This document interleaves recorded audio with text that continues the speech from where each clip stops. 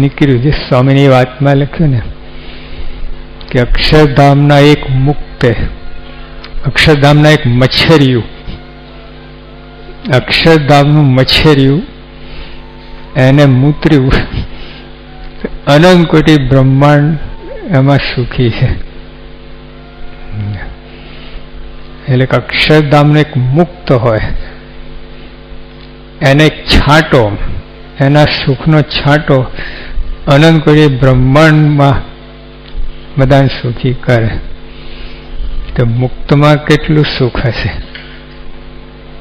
અને ભગવાન તો અનંત ગણા, તો ભગવાનનું સુખ કેવું. મહારાજે કહ્યું, કોઈ રાજા હોય, પછી રાજાના ગોલા ગોલી હોય ને, નોકર ચાકર, તો એક એક ઓર્ડિનરી નોકર હોય એને 7 માળની હવેલી હોય.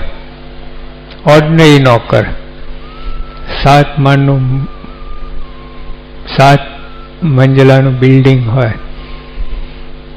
તો રાજાનો વૈભવ કેટલો છે.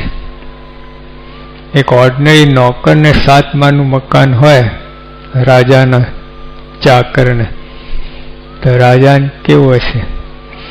એમ ગણતી કરાવે છે. કઈ રીતે બીજી ગણતી કરી, એ સુખનું માપ કઈ રીતે બતાવું. એ ભાવ છે. સુખ દુઃખ છે ને ભાવ છે, એને માપી શકાય નહીં. જો ઝૂંપડામાં રહેતો હોય એને 100 રૂપિયાની ખેંચ હોય,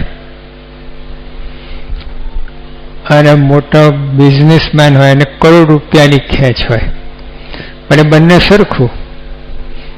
ઓલાને 100 રૂપિયાની ખેંચમાં જેટલું એને તકલીફ છે એટલી જ તકલીફ કરોડ રૂપિયામાં ખેંચમાં છે. એટલે જે એનો ભાવ છે તો સરખો છે, બાર પદાર્થ જુદા પડે છે. જેમ અત્યારે કોઈને ખોટ આવે ને, વેપાર ઓલા પાનનો ગલ્લો લઈને બેઠો હોય, હવે એને આપણે હમણાં પાણી આવતું ને બધું અહીં સુધી બધે, એમાં કેટલાના બચારાના ઘર ઓગળી ગયા, માટીના ઘર હવે ને ઓગળી ગયા, પડી ગયા. અરે ભાદરણમાં એક ભાઈ 50 લાખની તમાકુ,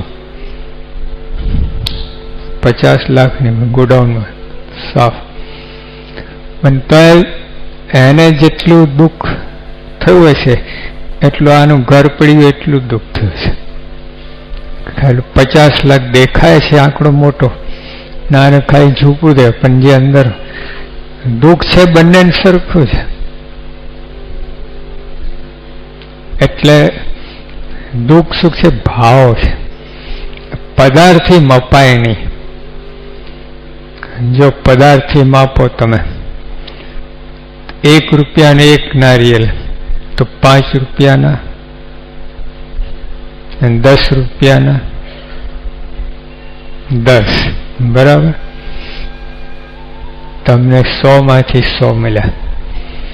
આ લોકો નહીં આવડે. જોજો આ મોટા મોટા છે ને બધા બી થયેલા, MBBS થયેલા, જો હમણાં ગોથા ખાશે.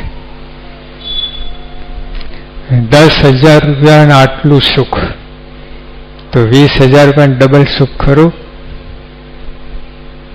જો લબડ્યા, તમને 100 માંથી 100 મળ્યા, આ લોકો 0. ઉત્તર જ નથી એનો.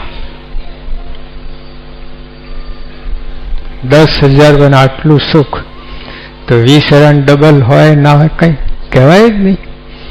એ માપ જ નથી એનો. ભાવ છે, સુખ દુઃખ છે ને ભાવ છે.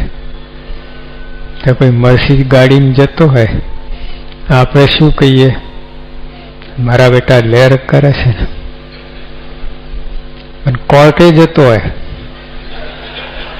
ઇન્કમ ટેક્સની તારીખ પડી હોય, ફફડતો જતો હોય, તમને લાગે લેર કરે. શું લેર કરે?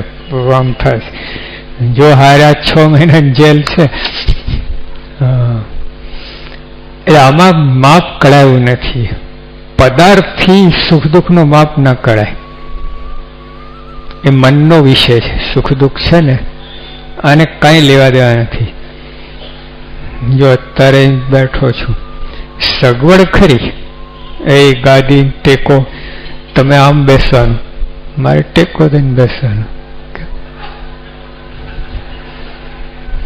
અમને ખબર ના પડે 3 કલાક જતો હોય, તમને અડધા કલાકમાં ખબર પડે. કેર ચૂં ચૂં કરવા લાગે. એટલે આ સગવડ ખરી, પણ સુખી હોવું કે ના હોય એની નિશાની નથી. આ ગાડી ટેકો એને બેઠો હું, પણ ત્યાં કોઈ મારું અપમાન કર્યું હોય એના બેઠું શું સુખ આવે? તમે જમવા આવતા હોય ને, આઈસ્ક્રીમ પાર્ટી હોય અને કહેવામાં આવ્યું જેટલું ખાવું એટલું ખાજો. ત્યાં આવતા ને કોઈ ગધેડો કહી દીધું અને પછી આ સુખ આવે આઈસ્ક્રીમનું.